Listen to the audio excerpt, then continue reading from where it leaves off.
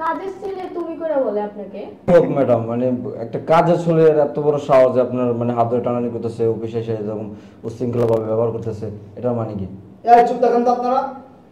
এই শোনো না, যতই তোমার ইম্পর্টেন্ট মিটিং হয়েছে পরে ওনাদের বসায় রাখো, অনেক বেলা হয়ে গেছে। আমি খাবার নিয়ে আইছি, খাবার গরম গরম অবস্থায় আমি তোমাকে নিজের হাতে খাওয়াই দিব। আরে আমি কিন্তু তোমার আরে ওঠো না।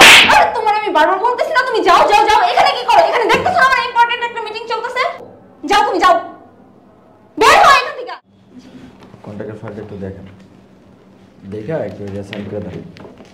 আর ম্যাডাম শোনো একটা কথা, জি আপনাদের মালের কোয়ালিটিটা কিন্তু ভালো হইতেছে না, বুঝছেন? কারণ আমি তো অন্য জায়গায় মাল দেয়, বুঝছেন, কিন্তু তাদের কোয়ালিটিগুলো খুব ভালো। সবাই কিন্তু এরকম, আমার অনেক মানে লোক আছে যারা আমার কাজ না হলে মানে উঠে পড়ে লাগছে, কিন্তু আপনাদের কাজগুলো ইদানিং খুব খারাপ হইতেছে। মানে মালগুলো তো বুঝছেন আমার প্রবলেম হইতেছে। বুঝতে পারছি, অ্যাকচুয়ালি হইছে যদি এরকম হয় ঠিক আছে, নেক্সট টাইম কিন্তু আমি আর কাজ দেবো না, এবার যদি কাজের কোয়ালিটি খারাপ হয়। আলমগীর সাহেব আপনি একদম চিন্তা করবেন না, হয়তো গেছে বছর একটা মিস্টেক হয়ে গেছে যার কারণে এরকম হয়েছে। এইবারের প্রোডাক্টগুলো আমাদের খুবই ভালো, আশা রাখছি যে আর এরকম হবে না। Thank you madam. ম্যাডাম ফাইলটা দেখুন।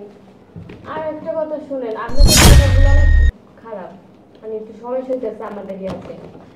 আচ্ছা যাই হোক, এইবারের প্রোডাক্টগুলো খুব ভালো বললাম তো, এইবার আর কোনো সমস্যা হবে না। একটাবার বিশ্বাস করে দেখেন, যদি এইবারে কোনো ভুল ত্রুটি হয় তাহলে আপনারা অন্য পদক্ষেপ আমরা নিন। কিন্তু প্রোডাক্ট ফেরত দিয়ে দেবো।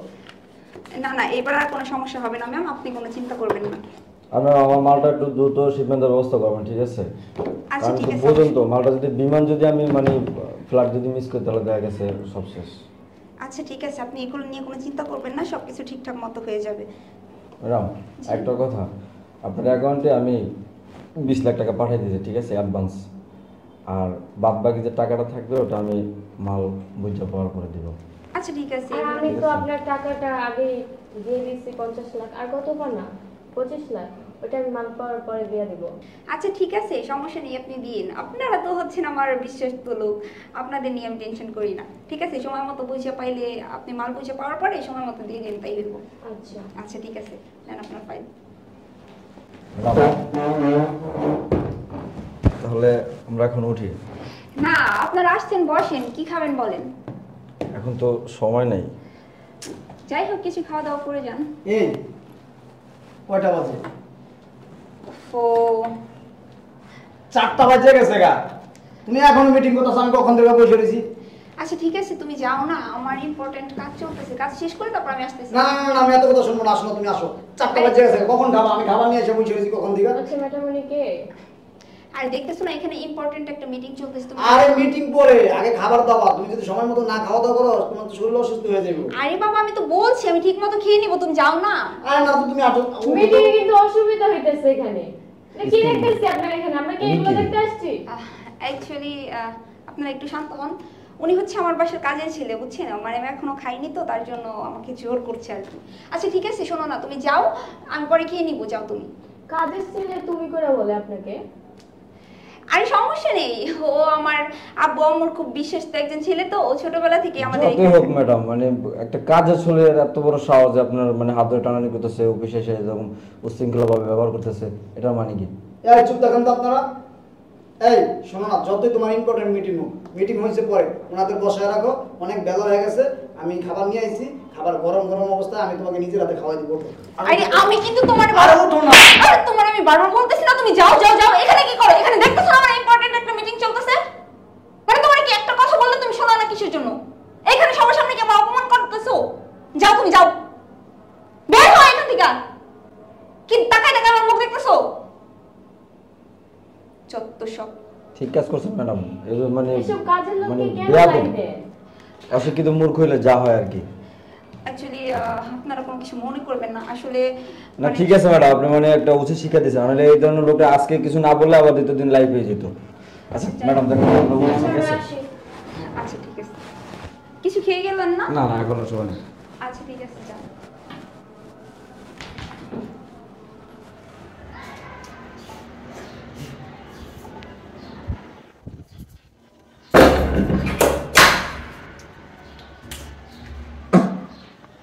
জামাই, এই জামাই, এদিকে আসো।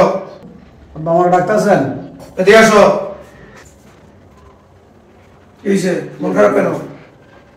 না কিছু না হ্যাঁ প্রতিদিন আমি তোমার দেখি না, আজকে মনটা খারাপ কেন? গালো দাগ কিসের? চোট কাটা দাগ? ম্যাম ওই যে চুলকেছিলাম তো। চুল গেলে আমার সাথে মিথ্যা কথা বলো। আমি তোমার শ্বশুর, বাবার মতো, বাবার সত্য কথা বলতে হয়। চুলকানি দেয় আমি বুঝি না, এটা থাপ্পড়ে দেয়। কে থাপ্পড় দিছে? না কিছু না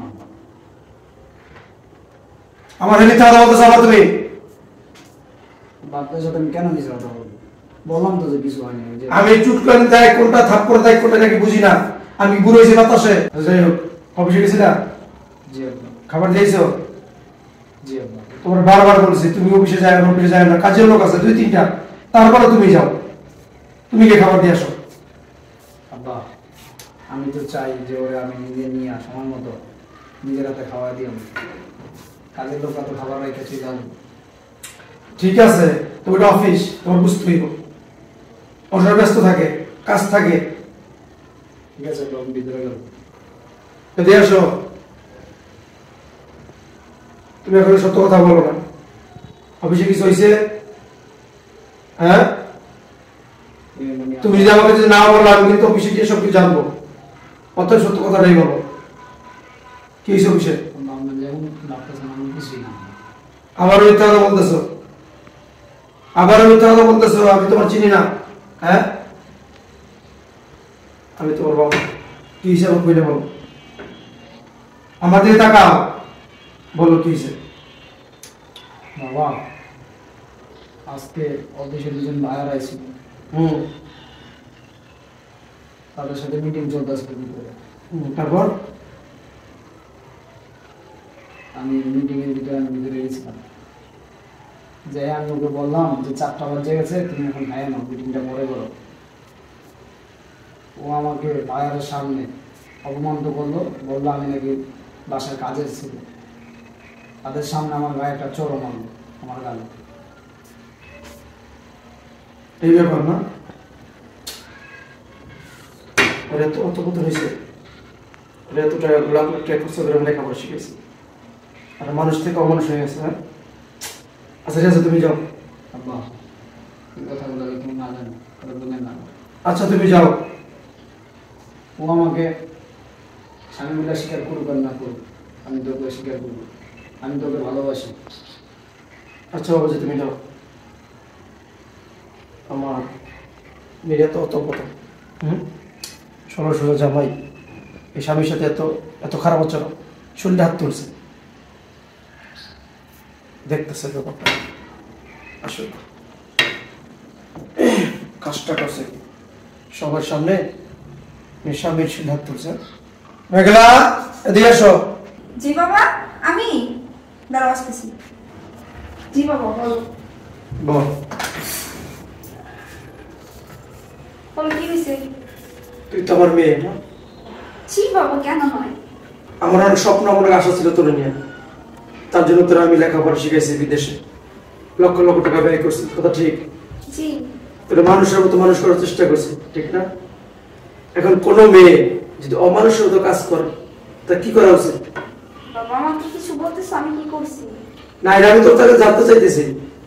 কোনো মেয়ে যদি অমানুষের মতো কাজ করে, তাহলে কি করা উচিত?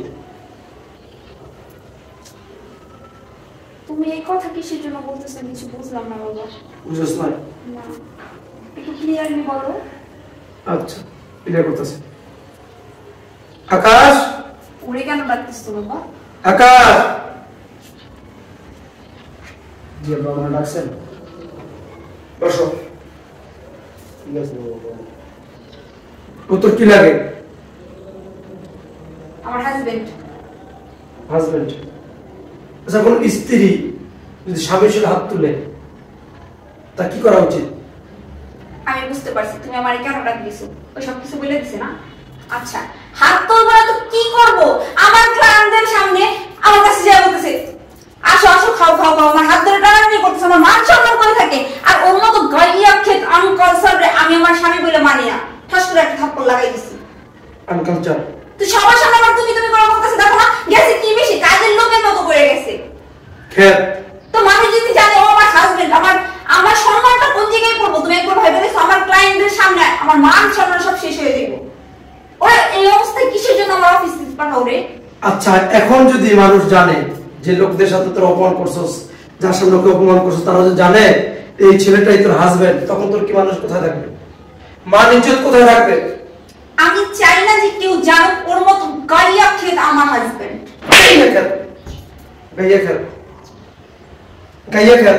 হ্যাঁ রিয়ানু বাবা তুমি চুপ, একদম চুপ। বাবার সাথে ইংলিশ? হ্যাঁ এই ইংলিশ শিখেছি কে? তোর এই বাপ।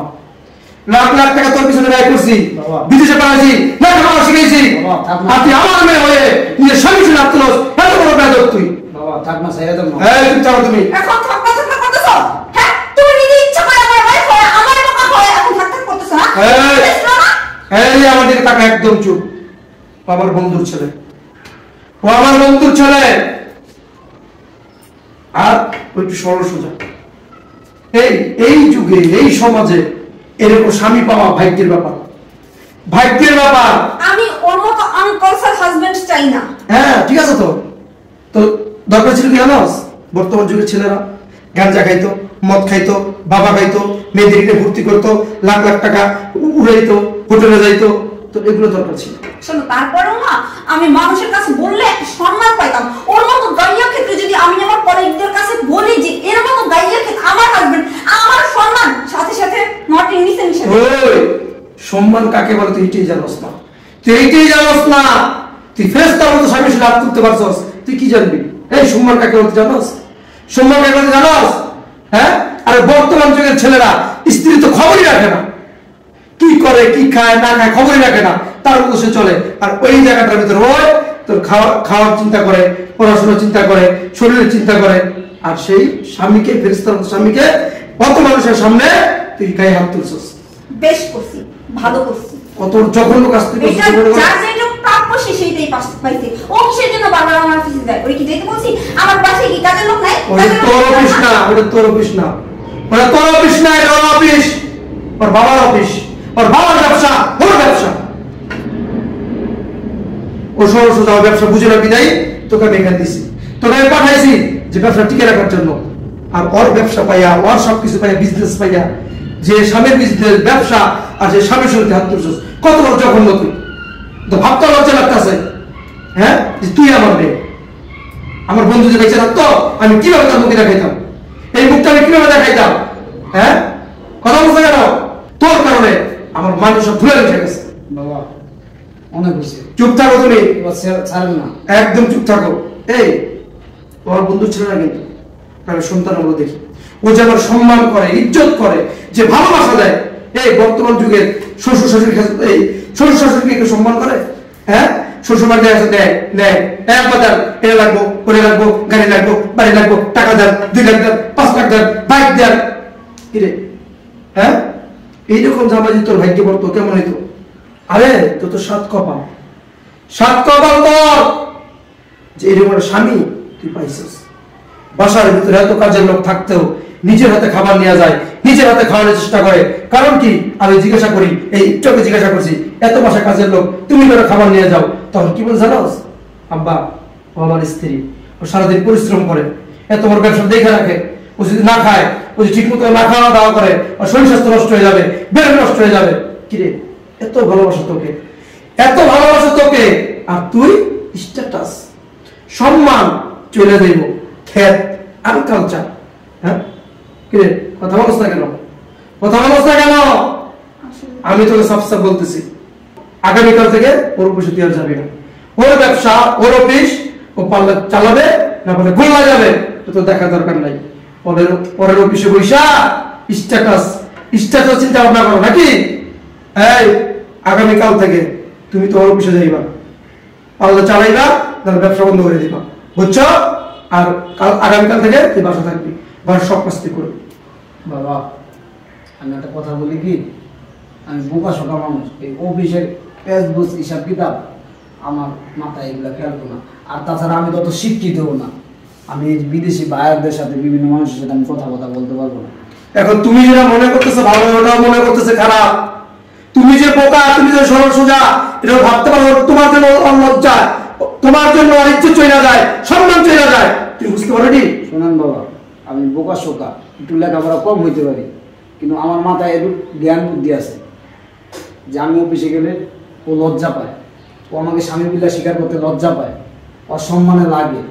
ঠিক আছে, আমার বুঝ হয়ে গেছে, আমি আর কোনোদিন অফিসে যাব না, অফিসে ওই থাক।